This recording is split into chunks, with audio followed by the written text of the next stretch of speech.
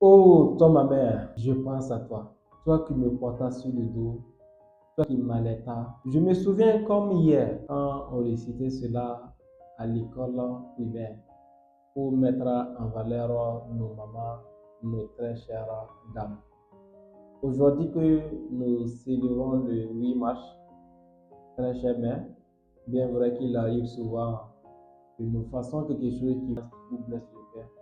Sache que nous vous aimons réellement et que nous travaillons à ce que vos descendants puissent vous apporter des fruits. Aujourd'hui, 8 mars, je souhaite le bonheur à nos très chères mamans, tout ce qui est positif, longue vie à vous pour que vous puissiez bénéficier de l'avenir de vos enfants. On parle également de l'égalité, s'il vous plaît. Ne faites pas de la concurrence avec le très cher père aussi. Soyez toujours du soutien. Faites en sorte qu'il y ait de l'harmonie, le vivre ensemble dans la famille. Comme on le dit, si Dieu veut, on veut aussi.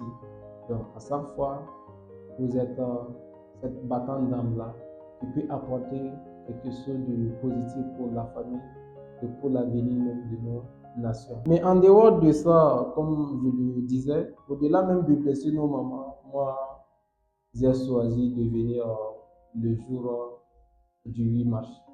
Donc déjà, je souhaite joyeux anniversaire à moi-même.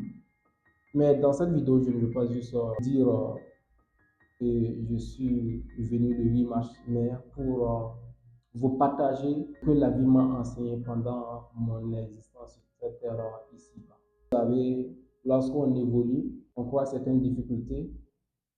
Et très souvent, les gens n'aiment pas parler. On ne vient pas dans les réseaux sociaux pour se montrer. On ne vient pas dans les réseaux sociaux pour se faire voir.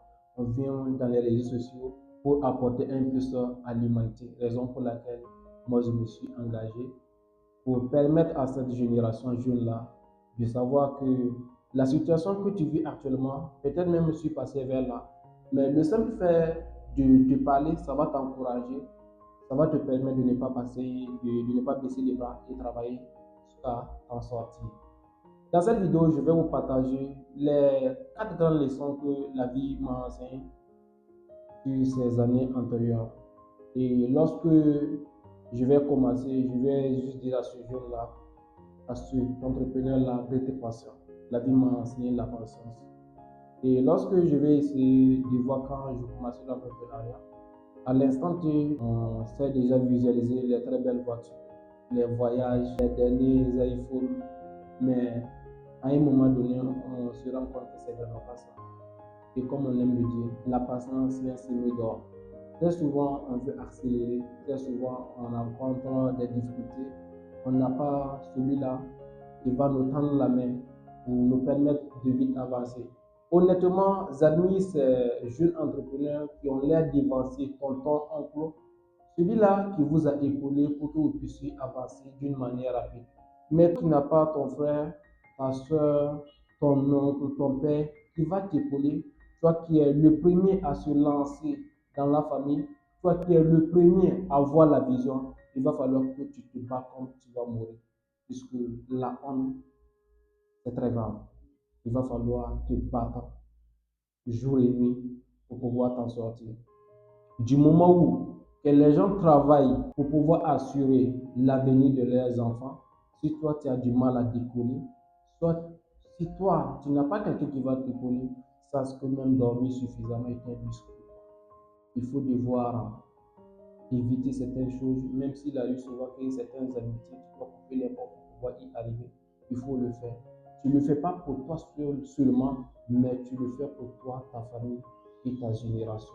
Beaucoup de gens te regardent. Et lorsque tu es sourd, ils vont prendre toi ton exemple pour encourager certaines personnes. Et même lui, il a même essayé, mais où est-ce qu'il en est aujourd'hui? Fais en sorte de pouvoir réussir dans ce que tu t'es engagé. Et lorsque je vous parlais du leçon de la vie, il faut souvent changer d'un milieu à l'autre. Tu peux être le plus riche de ton quartier, mais lorsque tu sors de ton quartier pour aller à un point B, tu vas croire qu'il y a un autre qui est plus riche que toi. En ce moment, ça va te permettre de viser très loin. Tu peux être dans un endroit où on ne parle pas de millions, que tu pars dans un endroit où on parle des milliards. En ce moment, ça te permet de voir très loin. Ça te permet de voir d'autres opportunités. Il y a certaines opportunités que lorsque tu es dans un point A, tu ne peux pas les avoir. Mais c'est à un moment donné ou l'autre, même à un moment donné, tu peux changer d'un pays à l'autre. Pas seulement pour aller rester, mais pour découvrir. Ça va te permettre d'avoir une autre vision.